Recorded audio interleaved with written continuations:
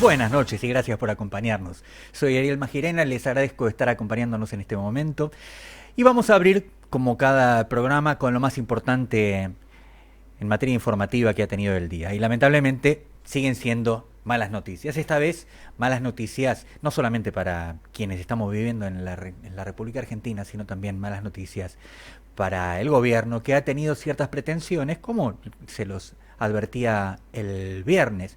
Ustedes se acuerdan que el ministro de Economía, Luis Caputo, con el titular del Banco Central, al que iban a cerrar, por supuesto, pero que no lo están haciendo, presentó la nueva etapa del programa económico, en la que nos enteramos que había sido mentira, que no había habido emisión durante estos 6 meses y que recién ahora iban a ir a emisión cero, iban a ir a procurar, a ir llegando. Por otra parte, advirtieron que había dado resultados relativos esa idea de desendeudar al Banco Central endeudando al Tesoro Nacional. Lo hacen esta presentación un viernes a la tarde, después de que cerraran las operaciones bursátiles y las operaciones bancarias, para aprovechar un virtual feriado bancario, ya que en la Argentina no funcionan, no hay operaciones financieras durante el fin de semana. Hoy es lunes, hoy despertaron los mercados y hoy despertó también el sistema financiero internacional, dando su opinión de la manera que sabe hacerlo sobre la economía argentina. Por una parte, esto probablemente ustedes ya lo saben, otra jornada más de alza en el valor del dólar, o sea, otra devaluación de facto, una devaluación de mercado que se realiza sobre el peso argentino. Y también una alza en las calificadoras de riesgo. La Argentina tiene un riesgo país que otra vez está cercano de los 1.500 puntos. Esto significa 15% de sobretasa en el caso de que quiera endeudarse. Pues bien, que la Argentina quiere endeudarse. También lo advirtió el ministro el viernes y hoy hemos advertido de qué manera lo tomó el mercado. Por eso, en forma urgente, el propio ministro Caputo se entrevistó con los CEOs de los principales bancos de la Argentina, quienes le manifestaron que no tienen mucha confianza en lo que significa este cambio. Veamos qué es lo que ocurre. A los bancos se les entregaba un documento para retirar emisión. Para que le dieran ese dinero, para que se lo prestara al Estado que lo había emitido, lo seducían con una tasa. Pues bien, ahora, como la promesa es no emitir, el Banco Central no tendría con qué rescatar esos documentos. Por lo tanto, sería el propio Tesoro el que respondiera cuando los bancos lo requirieran. Para eso necesita recaudar, cosa muy difícil en este contexto de no solamente de estancamiento, sino de recesión económica. Cuando nadie compra, nadie paga impuestos. Además, esta recesión se expresa también en la caída de la producción.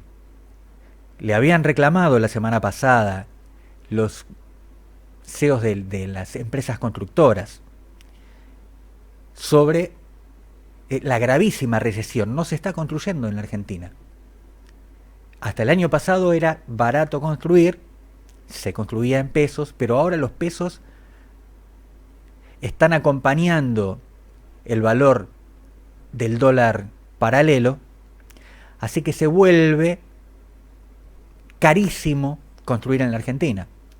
Si antes lo hacían a 1/3 de lo que valía el dólar en pesos, ahora, por el contrario, lo están haciendo a 1,5 veces el dólar, porque la brecha cambiaria en la Argentina ya alcanzó el 50%.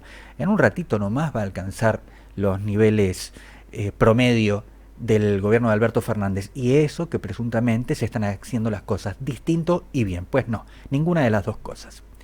Esta vez los documentos se cambian para que en lugar de el Banco Central responde al Tesoro, pero el Tesoro no tendrá con qué responder, por eso objetan los bancos. Claro, lo que puede hacer sí el Tesoro es la bicicleta que explicaba el viernes. ¿Cómo impacta esto en el bolsillo de los argentinos? Pésimamente, porque de hecho continúa el superajuste, y es un superajuste a niveles caprichosos. Hoy no solamente hubo represión a los trabajadores del INTI, que son los que controlan la calidad de los productos que ingresan a la Argentina y los que se producen en la Argentina, para que no sea un chasco para el consumidor. Digamos que si le quieren vender a usted un insumo determinado, pudiera ser digamos un alimento, viene importado, o en ese caso lo controla el ANMAT, que es otro de los organismos que han sido desmantelados en virtud de este ajuste brutal que se está haciendo. Y si nadie lo controla, entonces el mercado se encarga de comprar basura para venderlo más barato. La basura es muy barata en el mundo. Eso sí, el mundo no compra basura.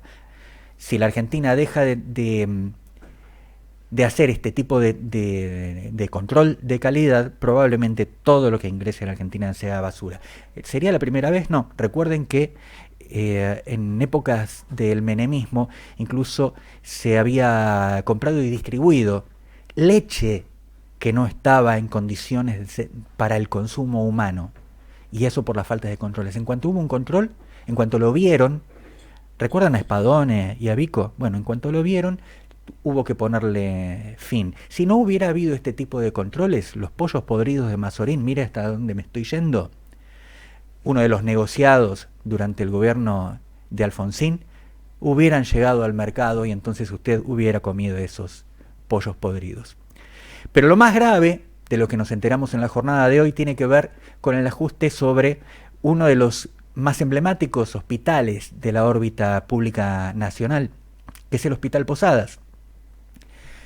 El Hospital Posadas ha enviado vía email la notificación del fin de contratos a una cantidad de casi 800 profesionales. Entre ellos, la única bióloga molecular oncológica, o en todo caso hemato-oncológica, que tenía el hospital. La única profesional capaz de identificar en los análisis esas enzimas, esos productos que pudieran no solamente detectar para hacer un diagnóstico correcto, sino también prevenir, porque ya hay signos para hacer una atención temprana de casos de cáncer o de leucemia. Naturalmente, hubo una protesta que han realizado los trabajadores del Hospital Posadas. Pero el caso de esta profesional es emblemático. Pero ¿qué tal con todos aquellos sin los cuales los pacientes que no tienen otro tipo de cobertura y que llegan de todo el país, porque ese es un hospital nacional, no tienen posibilidad de que alguien los atienda? Un paciente que quiere enterarse cuál es su perspectiva, si está en condiciones de vivir, si le van a dar un tratamiento. Pero no solamente ahora no lo pueden detectar, sino que no hay suficientes profesionales. Hay gente que llega a ese hospital de manera solidaria, que alguien le presta para tomarse el tren o el micro, que tienen solamente el dinero de ida para llegar aquí, y resulta que ese día no lo pueden atender porque no tienen un profesional, y se tienen que quedar porque no tienen ni siquiera dónde vivir. Este tipo de medidas es criminal. No hay modo de que los más vulnerables se defiendan. Y además el ahorro es tan miserable, siempre contado en ceros, comas, seguidos, probable de otro cero o por uno, no importa. Pero es así como es que logran este superávit mentiroso que está sostenido en deuda.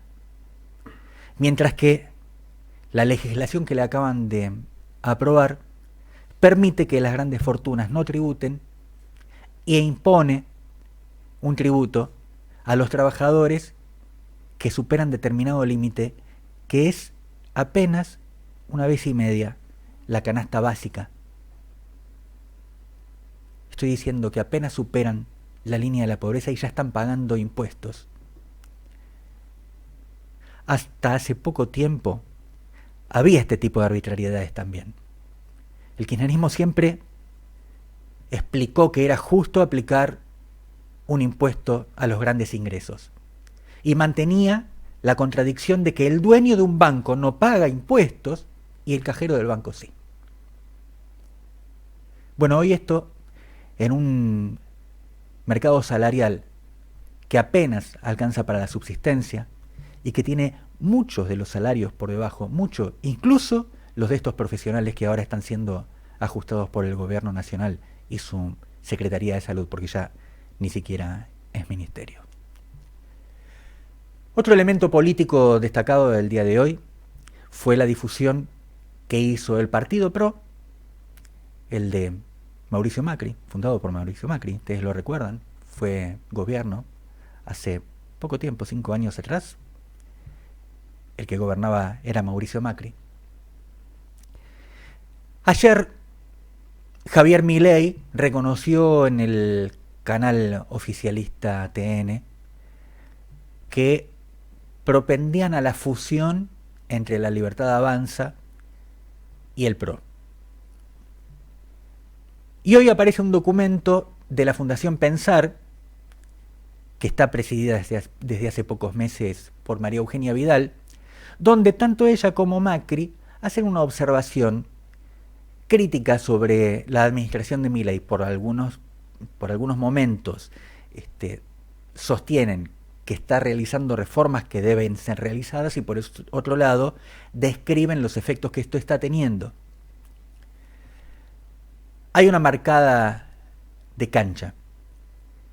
Hay una interna en un sector de representación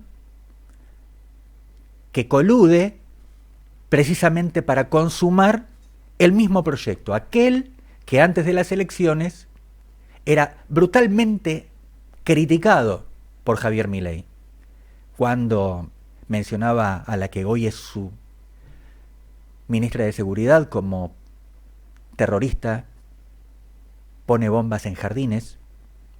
De Infantes dijo, después arreglaron con que era una casa con jardín, un absurdo. O que había llamado a su ministro de Economía, al que hoy considera un rockstar, como un criminal económico, el fugador más salvaje que había tenido la historia argentina. Pues bien, esos dos sectores, los que nos dañaron desde el 2015 hasta el 19, y el que está ahora consumando esta nueva etapa de daño, después de haber pasado por un intermedio también dañoso, porque las cifras son clarísimas. Cada gobierno ha empeorado la situación que heredó del anterior, y eso no tiene ningún tipo de justificativo. Pero ahora este señor, que ganó las elecciones repudiando a los otros dos y por eso aparece como tercera alternativa, y después de haberse deshecho de uno, que fue precisamente del PRO, cuando va al balotaje, el pueblo dice, bueno, ahora me deshago del otro, termina siendo los perdedores, porque fueron en las generales el segundo y tercer puesto, los que traicionan la manifiesta voluntad popular y consuman esta nueva etapa de saqueo. Así comenzamos esta jornada o por lo menos, digamos, esta semana, las cosas todavía pueden empeorar.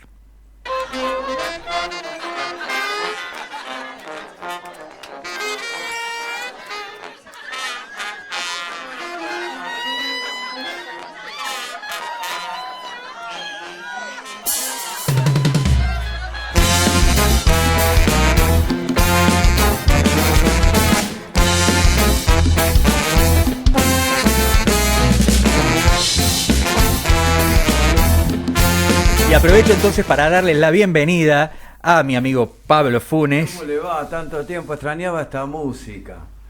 ¿Cómo anda? Bien, como se puede. Como se puede, Démosle juntos la bienvenida a nuestro amigo y compañero Hugo Tornese. El hombre de Villa Crespo. Villa Crespo es grande. Los otros se agrandan. Me lo enseñó. Como Chacarita, por ejemplo. Las calles de Adán, Buenos Aires, entre otras cosas. ¿Está marcado el recorrido que hicieron con el ataúd o no? Hay está la ruta. Y vienen del exterior de Europa con el libro haciendo el recorrido turístico. ¡Qué bien! Uy, yo no lo sabía. Y usted, Tornese, es uno de los guías. Pero por supuesto. Lo voy a guiar. Por supuesto, quiero hacer esa caminata, todo el recorrido de Adán, Buenos Aires. Claro. Mira. Buenas noches. Yo pregunté, se me ocurrió y me encantó que No, me va en serio. Me va junto con la Fundación Marechal, que la preside la hija de Marechal. No tengo dudas. Acompañando el contingente. Nosotros conocimos a la viuda de Marechal. Así es, trabajamos con ella en el mismo canal Elvia. de televisión. Sí. Así que una de las cosas que tenemos que reconocerle a aquel gobierno que hizo un rescate de valores del peronismo que habían sido abandonados, ¿no? Y que además habían sido censurados, cancelados por el radicalismo durante su gobierno, que habían quedado muchos en la pobreza. En el caso de Elvia Marechal, les dieron un trabajo, además para la señora que era anciana estaba capacitada, que fue el área de cultura de ATC en ese momento. Sí, a mucha gente le dieron una mano generosa y transparente, otros compañeros que también estaban en una situación complicada, registros automotor.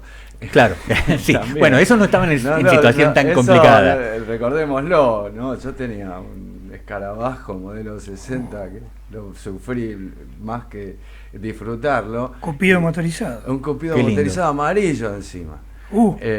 Y alemán. Epa. Y era un tema los repuestos.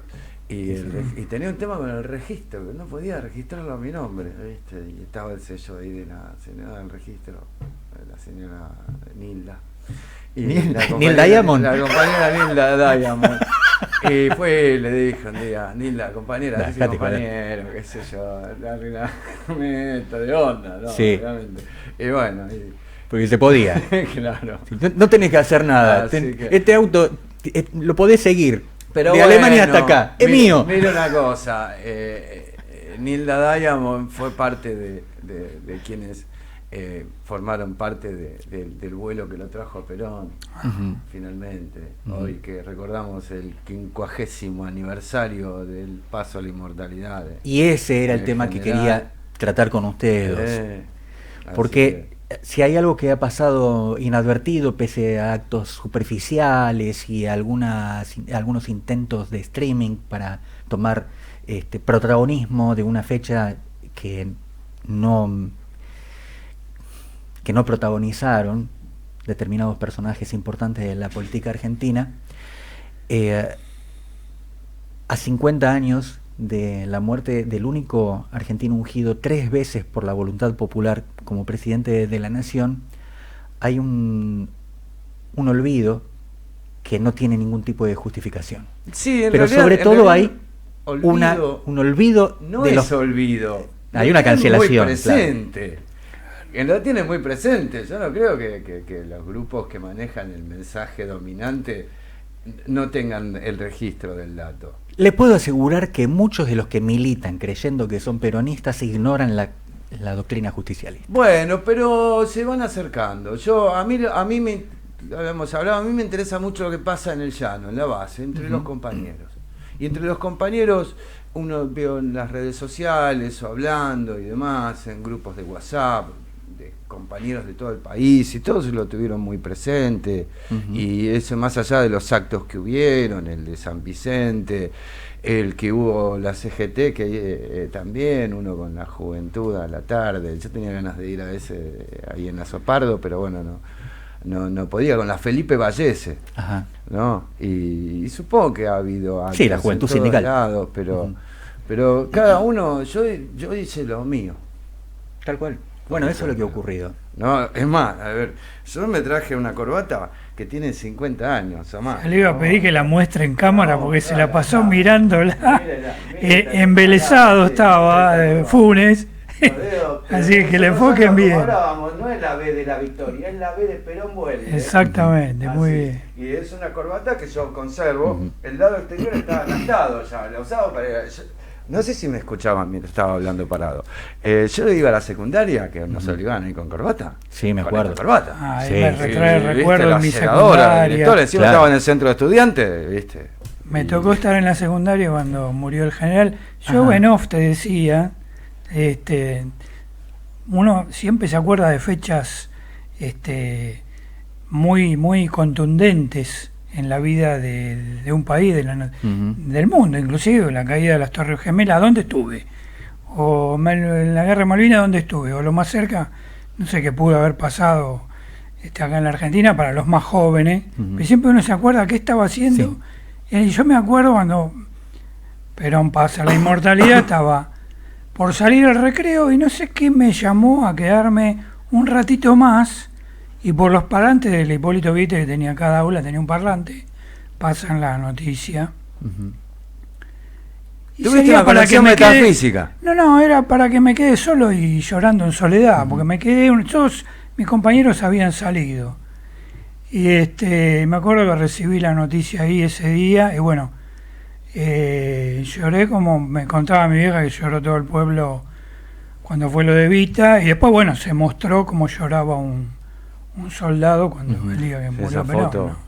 Así que digo, si alguien nos está escuchando a ese y quiere recordarlo, porque falleció en el 2022 y quiere contarnos la anécdota. ¿Vos, Ariel? Yo tengo muy claro el de aquella jornada. Sí. Fundamentalmente porque vi llorando a mi papá, y era la primera vez. Creo que fue la única vez que lo vi llorando. Y que yo era un niño, no entendía muy bien. Y entendí como el llanto de mi padre como si fuera la muerte de su padre. Y lo escribí en mis redes, ¿no? Era demasiado pequeño como para advertir que era cierto, que había muerto su padre, el padre de los abuelos, el padre de los niños, el padre de los jóvenes revolucionarios, el padre de los que habían llegado a esta tierra con ilusiones y habían sido acogidos por un proyecto de justicia social que se lo había permitido, el padre de la industria en la Argentina, el padre de la justicia social, el padre de la investigación, de la ciencia, el aliento, claro, a la ciencia. Y eso lo notaba no solamente en mi papá, porque después salimos a la calle. Yo era una garrapata de mi viejo, ¿no? Mi madre nos había dejado cuando yo tenía 3 años, y desde entonces tenía así como vivía con un héroe. Mi viejo era mi héroe, y yo estaba agarrado siempre a él, y él me llevaba a todos lados. Incluso se juntaba con los amigos en el bar a 1,5 cuadras de casa, y yo sabía dónde ir a buscarlo, o podía acompañarlo si era de día, ¿no es cierto? Y tomarme mi Fanta. No sé si existe esa. Es una bebida china. No, en serio, yo cuando iba, ahora no voy a pegar el restaurante chino, yo le pedía dame una Fanta. Boludo. Y yo veía que desapareció como la bidú en alguna época, claro, ¿no? Yo veía en mis vecinos, en el bar mismo, porque también los muchachos fueron al bar a llorar juntos. Cómo era la tristeza. Encima, las tardes, de esas tardes las que me acuerdo, eran tardes de lluvia, no de tormenta, pero sí No, había no, era lluvia, lluvia. como que el tiempo también estaba... Sí. La misma estaba sensación de gris, abandono y Sí, que sí, tuvieron cuando murió Evita. yo lo recuerdo vivamente, también compartí espacio-tiempo. Y yo como no puedo con mi genio, que no tengo, pero bueno, No, sí que tiene. es una manera de decir, lo plasmé. Si ustedes quieren, yo se los Pero comparo. Pero como no, si es una poesía, Porque sí, aparte si no, no. hablamos justo de cómo estaba el día. Entonces se llama Intervalo de lluvia.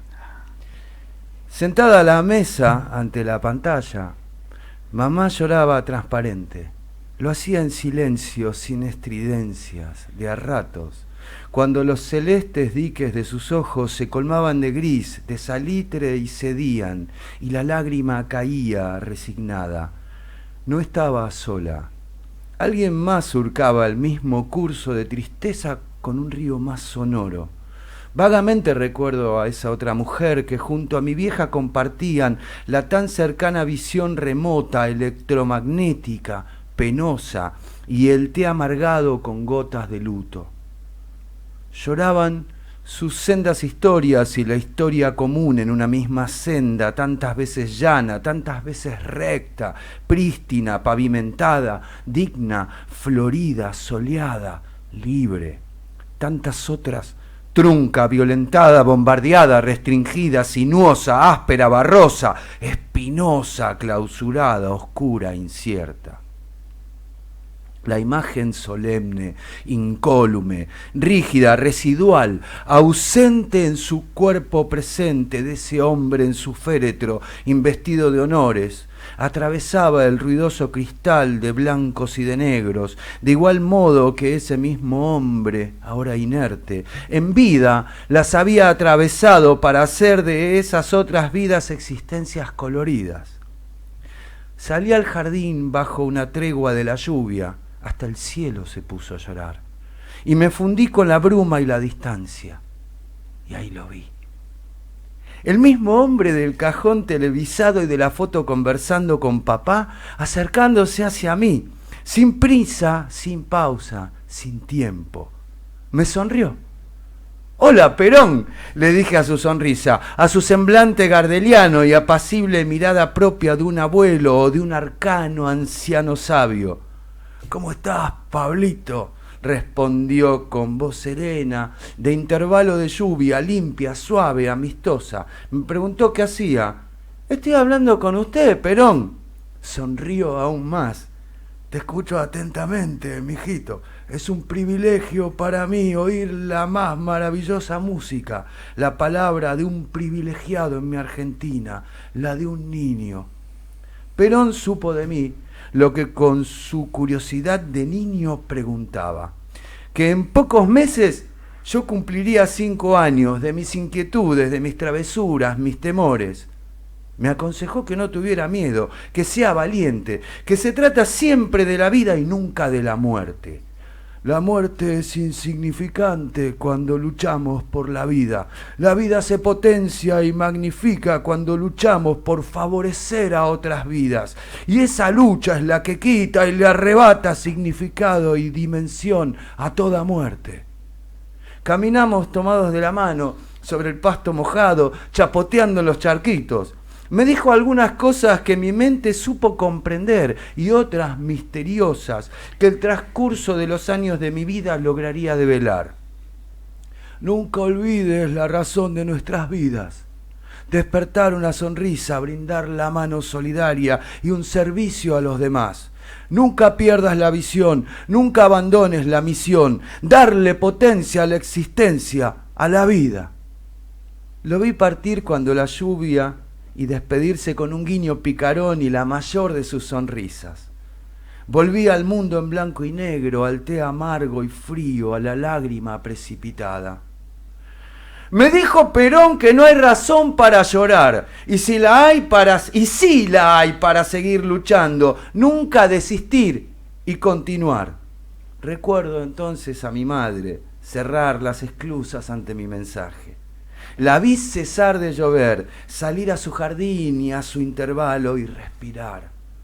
Recuerdo verla colorearse, sonreír, pese a lo negro y blanco en la pantalla, a lo gris, pese a la lluvia.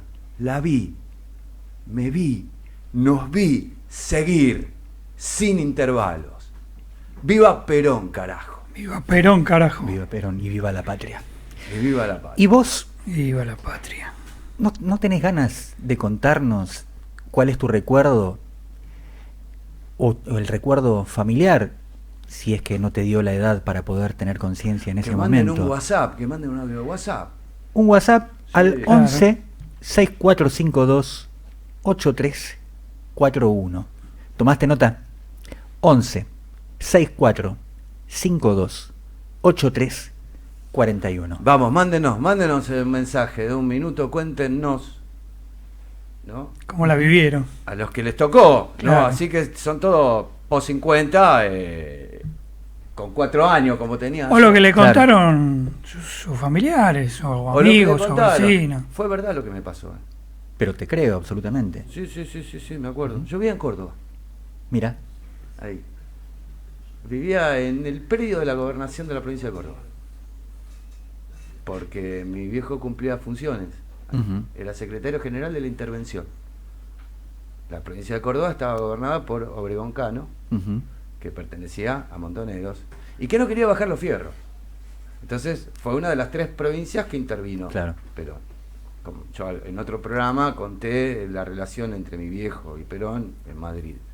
Y bueno, esto cuando se intervino en la provincia, el interventor se llama Duilio Brunello. Digo se llama porque aún vive. Mirá. Forma parte de ese club que se llama el Club del 17, Ujú. que son todos aquellos viejos peronistas que todavía viven, que tienen Sí. 90 años y que vienen del 17 de octubre del 45. Que los fuimos despidiendo de a poco en los fuimos últimos años, despidiendo, lamentablemente. Sí, sí. sí. Pero bueno, ahí están. Y que nos han dejado testimonios riquísimos. Sí. Yo todavía tuve una temporada haciendo radio con el poeta Carlino, Alfredo Carlino, Ujú. que había sido, no solamente que tenía 15 años el 17 de octubre y se escapó de la casa para formar parte de esa marea humana, sino que después había tenido durante el tercer gobierno de Perón la posibilidad de trabajar en el área de prensa, siendo todavía un tipo joven. Sí, claro. Y me ha dado tanto testimonio, me ha confirmado tanto mito en torno Sí. del- Y ha desmitificado y ha también. desmitificado también Sí, sí, otras sí, cosas, sí, ¿no? sí. Es tan Yo- importante. Yo creo que hemos sido, bueno, lamentablemente el movimiento al desorganizarse, digamos que la dictadura no fue un momento fácil para el peronismo. De hecho, no había ocurrido en ningún lugar del mundo que se persiguiera una identidad política. Podía... ¿Cuál de toda la dictadura? Porque empecemos por el 55, que no se lo podía nombrar a Perón. No, Tal cual, estamos hablando No, mi del vieja. la misma némesis. No, o sea, la dictadura en sus distintas sagas. Claro, Pero por siempre supuesto. me crió Sí. hablándome de Perón, pero cuando lo proscribieron me quería cuidar y me dice, no hablé porque...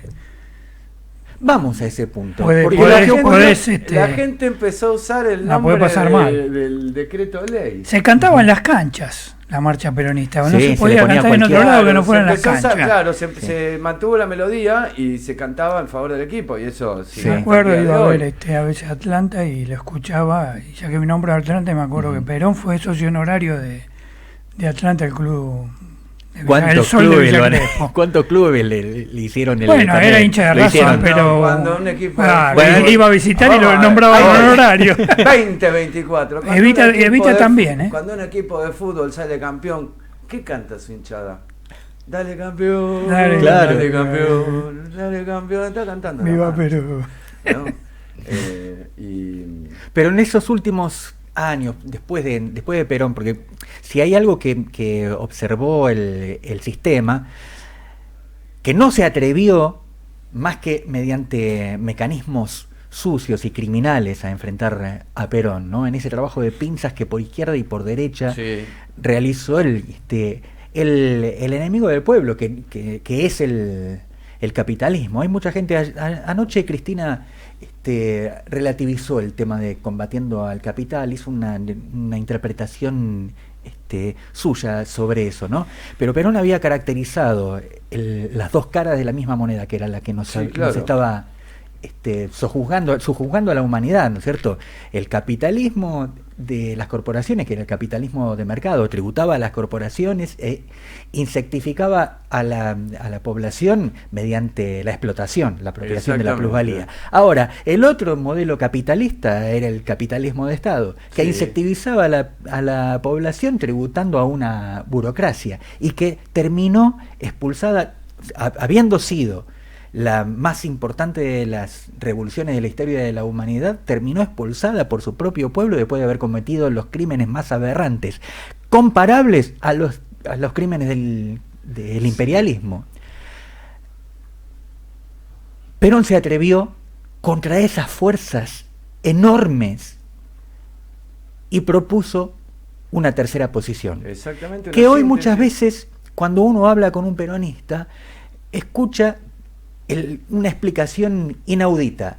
No, porque es el lugar equidistante entre el comunismo y el capitalismo. No, señor, es el lugar equidistante. No hay un lugar equidistante entre una pera y una mandarina. No hay una perandarina. El peronismo es otra cosa, ni una ni la otra. Siquiera una ciruela. Física de tercera vía.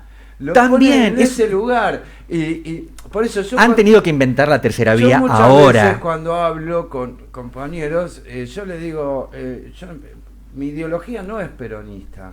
Yo no tengo ideología peronista. ¿Cómo no tengo ideología peronista? Porque el peronismo no es una ideología, es una filosofía. Claro, es una filosofía de vida. Es una síntesis filosófica, en el sentido de la dialéctica entre una tesis que podemos llamar el liberalismo, capitalismo y su forma en el capitalismo, y la antítesis, que es el marxismo en su derivación del comunismo, ¿verdad? Y la tensión dialéctica que trazó el siglo XX. Y entonces hay una fórmula, la reduzco, mal llamada hegeliana, pero bueno, se instaló que es una fórmula hegeliana, que entre la tensión de la tesis y la antítesis surge una síntesis. Y Perón fue un alquimista que encontró la síntesis. Entonces a mí siempre me gustó mucho la última línea de la primera estrofa de la marcha, el combatiendo al capital. A mí también. Pero porque les pega a los dos lados, porque vos podés decir combate al capitalismo y combate al capital de Marx también, ¿no? Que es una crítica al capitalismo, obviamente, pero a una reunión. Eso nunca me vio. A ver si coincidís. A ver quién la escribió. No, a ver si coinciden los dos. Sí. Porque me quedó, lo escuché hace unos días, fui a una reunión de compañeros y ahí se llegó a decir que esto de ponerlo en pie de igualdad son obviamente posiciones distintas, las tres posiciones. Pero decían que la tercera posición está por encima. Sin duda. Es superadora de las otras dos. Pero por lo pronto porque lo que incluye por primera vez en la consideración política de la historia de la humanidad es a la humanidad misma. Exactamente. Lejos de ser un capitalismo, porque también nos encontramos con peronistas que dicen que el peronismo es un capitalismo justo. No. El peronismo es un humanismo. Y el capital está yo he escuchado sometido. Es un fascismo liberal, me han dicho. Y yo decía... Inventen lo que quieran. ¿Viste? Vamos a los botes. Claro, pero... Y muchos se han quedado con un momento histórico de la tercera posición de carácter de visión geopolítica cuando estaba Estados Unidos y la Unión Soviética, y que bueno, esa tercera posición se diluyó cuando cae el bloque soviético. Y yo le digo, esa posición geopolítica deviene de la misma síntesis dialéctica. Aunque cambie el mapa político global, la síntesis sigue siendo la misma. Además, el valor que tienen las doctrinas es que no se cristalizan. Una doctrina es un cuerpo vivo que se adecua a los momentos de la historia. Fíjense cómo las otras dos alternativas, una le declaró el fin a la historia. Fukuyama. Claro. Fukuyama. Francis Fukuyama. Una le declaró el fin a la historia, porque no querían seguir discutiendo. Qué arrogancia. Y la otra sucumbió, le hizo el broche a la historia. Y eso que eran materialistas históricos Dialécticos. y dialécticos, también Bueno, dos corrientes pero- que a veces competían entre sí. En tanto el humanismo, ya por aquellos días, fíjese que Perón presenta en el Congreso de Filosofía la tercera posición, la comunidad organizada. Pero luego de caído Perón, la influencia de esa potencia política que él había expresado filosóficamente fue tan grande que fue el mariscal Tito, un socialista enfrentado al estalinismo, Sí. el que logra persuadir a los países del mundo, llamados subdesarrollados, Ujú. con desprecio, Sí. en el movimiento de países no alineados. Inspirado Inspirado en en esa Perón. visión de Perón. Y además en esta propuesta de unidad de los pueblos. Sí. Lo que pasa que En un discurso se ve, cuando habla Pelón, lo ve en blanco y negro, un video, Claro. que bueno, explica que ninguna de las dos posiciones ha dado buenos resultados.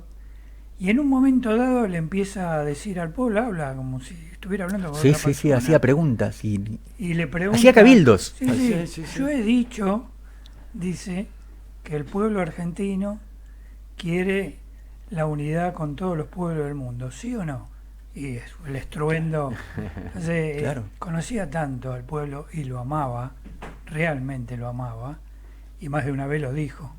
Entregarse a una cosa tan hermosa como uno puede llegar a amar, que es el pueblo, Ujú. en su discurso lo decía. Así que esa comunicación era tan natural como si le estuviera hablando a una sola persona. Ujú. Y él decía las cosas interpretando lo que el pueblo quería. Y dando Quería lecciones. la unidad, ¿no? sí. Yo quería estoy la sorprendido de el primer discurso de Perón como ungido, líder por el movimiento popular, ¿no? Que fue el 17 de octubre del 45, Sí. cuando Farrell le dice, por favor, salga a calmármelos. Sí, sí. Claro. Que Y no Perón- sabía qué decir, improvisó, le hizo cantar el himno. Claro, les hizo cantar el himno para pensar para poder- qué era lo que iba a decir.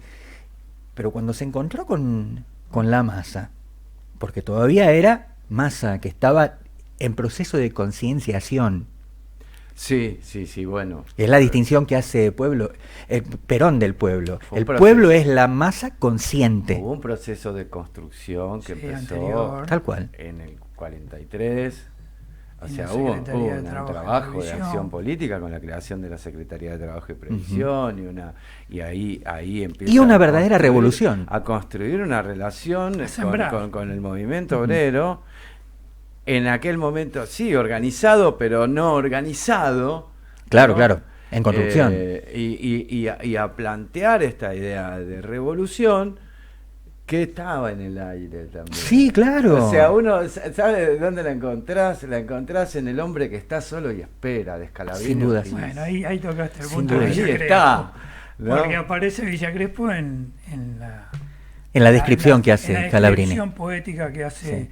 Scalabrini Ortiz el 17 de octubre. Claro. El sol y los obreros que venían de los talleres de Villa Crespo. Ujú. El otro Sí. barrio no lo voy a nombrar porque Chacarita en realidad. Los nombra a los dos, Pero- estaban sí, llenos sí. de Sí, talleres. Y actualmente sigue habiendo talleres en Villa Crespo. Era un barrio obrero, nació obrero. ¿Cómo Y no hay, iba a ser peronista? Hugo, hay interesados entre los turistas que llegan a la Argentina y vienen con un conocimiento así superficial de Perón. ¿Hay interesados en Ay, cuando hacen su recorrido por te voy a contar Villa una Crespo? anécdota dolorosa, pero bueno, es la realidad, ¿no? Es lo que estamos viviendo. Viene una venezolana en el contingente y cuando termina le digo, ¿qué tal? ¿Cómo te sentiste recibida acá? ¿Te sorprendió? ¿Cómo te recibimos, no? Ujú. Me dice, no, lo único que me advirtieron mis hijos es que cuidado con lo que decía porque acá hay muchos peronistas. Se ve que como vino de allá, no era chavista la mujer, le advirtieron que se cuidara y yo le tenía que haber Sí, dicho claro, en un momento, porque, le tenía que haber dicho, pero todos porque somos iba a peronistas. terminar cantando la marcha y Claro, diciendo, wow, acabo de tener una epifanía. Es que no lo sabés, pero somos todos Claro, peronistas. exactamente. Incluso los venezolanos. Que no lo Ahora, saben. este diálogo de amor que estamos teniendo nosotros, convencidos de la doctrina y de que sigue siendo el peronismo el destino de los argentinos si somos capaces de recuperar el proyecto de patria y de pueblo, Sí. ¿qué es lo que le ocurre a la conducción de esa cáscara, de esa estructura vaciada, adrede, capturada, diría hasta privatizada, en la que se convirtió el Partido Justicialista? Bueno, pero esto es lo que hace que esa venezolana diga, tengo que tener cuidado porque hay muchos peronistas, porque la dirigencia nos hizo quedar muy mal. Bueno, igual la Pésimamente mal. dirigencia no ha salido a matar gente como hizo el No. antiperonismo Pero No, en la no. Argentina. desvirtuó toda nuestra filosofía de pero vida. yo me quedo con la campaña electoral del año pasado. Digo, a mí lo que diga Milei, Ujú. que diga la justicia social es un... Sí, no importa. No, No importa. No Lo traigamos que a mí, eso, no lo que- contaminemos esta No, reunión. lo que a mí me importaba era otra cosa.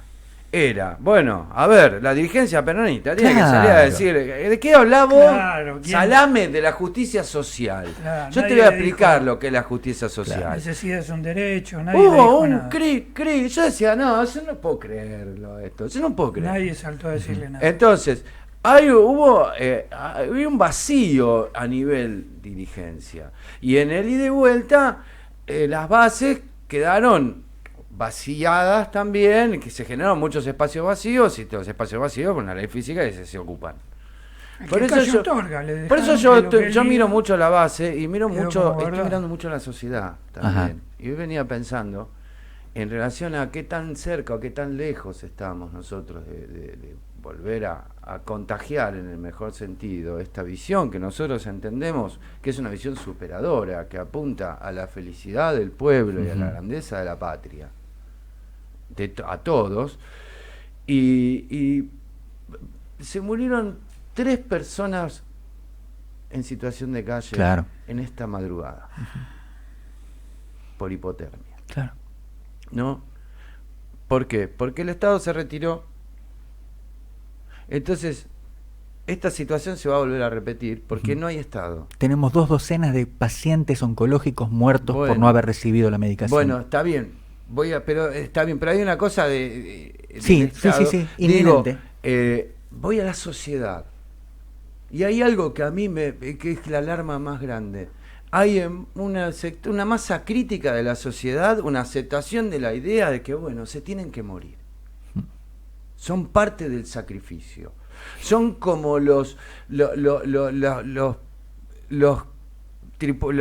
pasajeros del Titanic más pobres que les Ujú. ponen le Sí, cierran, le encadenan. La tercera le clase ponen la estaba puerta y abajo. lo dejan para que se hundan con el barco, La tercera porque clase. bueno, es parte de la cosa. Los ricos Pero arriba claro, pero y no los- para salvar el barco, porque Claro. el barco se hunde. Claro. Ah, ¿No? Es Que se para hundan con el barco. que se salven las mujeres, los niños y los tipos que se colaron. Ujú.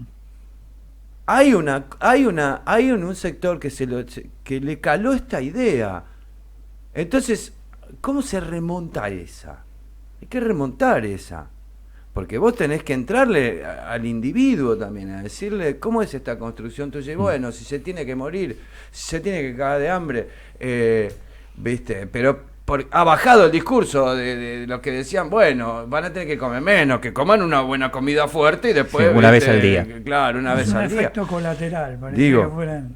Pero porque ¿quién va a salvar a estas personas en situación de calle? Hay una organización que se llama Sector 7 o algo así, Sí, ahí va. ¿no? Que hacen relevamientos y que te cuentan las enormes deficiencias y la inacción del gobierno de la Ciudad de Buenos Aires de ese dispositivo que es el VA, Ujú. Sí, Buenos Aires presente.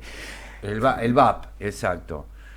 Entonces, vamos a llegar a un lugar en el que si no aparecen personas y que por decisión propia y por vocación de servicio, por amor y por humanismo, agarren a esta persona en estos días de invierno y le digan, venite a dormir a casa unos días. Te tiro un colchón en el piso, no sé, nos arreglamos. Sí. Pero te saco de la calle, te saco del frío, te saco de la intemperie. Asumo el riesgo. Asumo el riesgo. Porque si no, ¿quién? No hay fuerzas del cielo. Claro, para ver la realidad también nos podemos acercar a cualquier parroquia, ¿no? Que está dando de comer, está dando refugio. Está dando una batallita a la iglesia. Sí, está dando una batalla.